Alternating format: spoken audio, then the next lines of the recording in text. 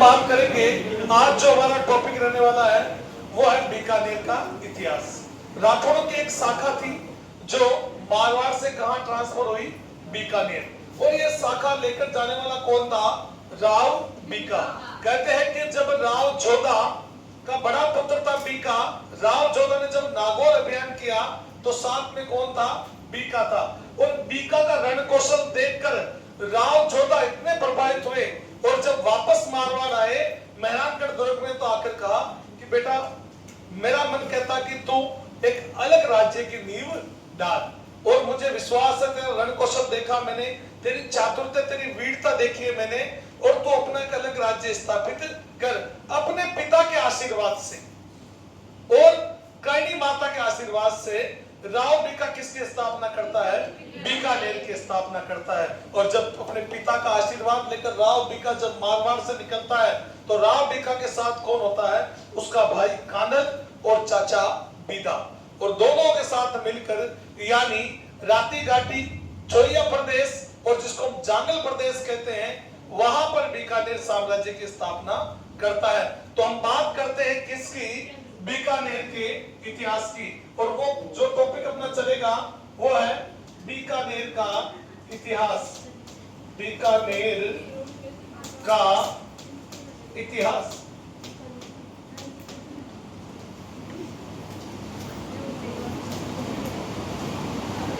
चर्चा करने से पहले हम थोड़ी चर्चा करेंगे कि बीकानेर के इतिहास की हम चर्चा करते हैं तो हम बात करते हैं भाई कि यहाँ पर किस राजवंश से शासन किया। तो आपसे अगर पूछा जाए कि राजवंश कौन सा है, तो वो राजवंश है राठौड़ राजवंश।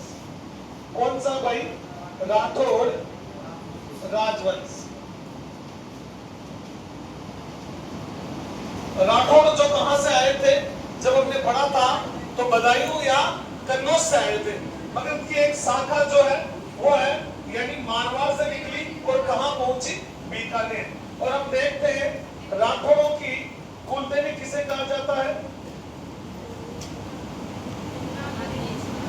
कुलदेवी है जिसका नाम है नागनेची माता।